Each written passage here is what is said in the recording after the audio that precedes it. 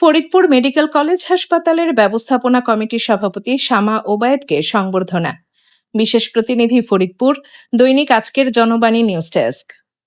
গণপ্রজাতন্ত্রী বাংলাদেশ সরকারের মাননীয় পররাষ্ট্র প্রতিমন্ত্রী ও সংসদ সদস্য শামা ওবায়েদ ইসলাম রিঙ্কুকে ফরিদপুর মেডিকেল কলেজ হাসপাতালের হাসপাতাল ব্যবস্থাপনা কমিটির সভাপতি হিসেবে মনোনীত করায় হাসপাতাল পরিবারের পক্ষ থেকে আন্তরিক শুভেচ্ছা ও সংবর্ধনা জানানো হয়েছে।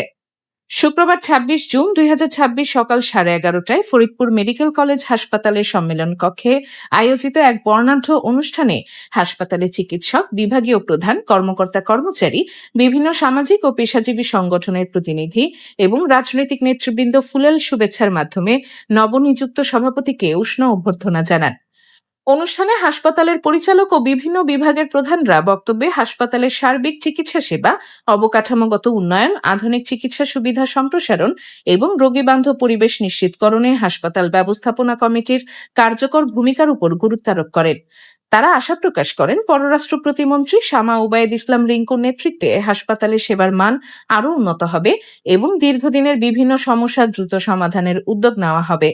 অনুষ্ঠানে এ সময় আরও উপস্থিত ছিলেন ফরিদপুর জেলা প্রশাসক মোহাম্মদ মাজহারুল ইসলাম, অতিরিক্ত পুলিশ সুপার ফাতেমা ইসলাম, ফরিদপুর কোতোয়ালি থানার অফিসার ইনচার্জ মাহমুদুল হাসান সহ অন্যান্য আইন শৃঙ্খলা বাহিনী। এছাড়াও জেলা বিএনপির আহ্বায়ক অ্যাডভোকেট সৈয়দ মোদারেস আলী ঈশা, জেলা পরিষদের প্রশাসক মোহাম্মদ আফজাল হোসেন খান পলাশ, স্বেচ্ছাসেবক দলের আহ্বায়ক সৈয়দ জুলফিকার হোসেন জুয়েল সহ বিএনপি ও এর অঙ্গ সহযোগী সংগঠনের বিভিন্ন পর্যায়ের নেতাকর্মী। এছাড়াও জেলার বিভিন্ন প্রিন্ট, ইলেকট্রনিক ও অনলাইন গণমাধ্যমের সাংবাদিকরা অনুষ্ঠানে উপস্থিত ছিলেন।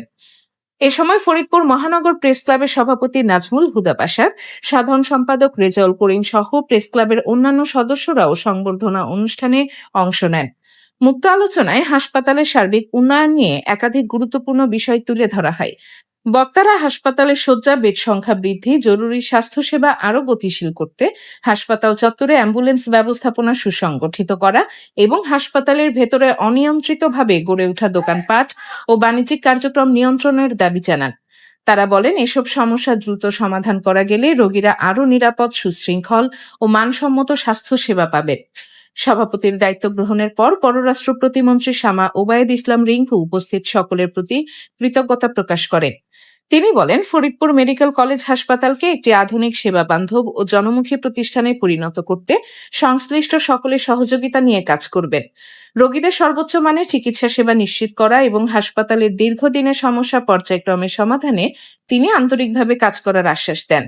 উৎসব মুখর ও আন্তরিক পরিবেশে অনুষ্ঠিত সংবর্ধনা অনুষ্ঠানে হাসপাতালের উন্নয়ন ও জনসেবার মান আরও সমৃদ্ধ করতে সকলের সম্মিলিত প্রচেষ্টার প্রত্যয় ব্যক্ত করা হয়।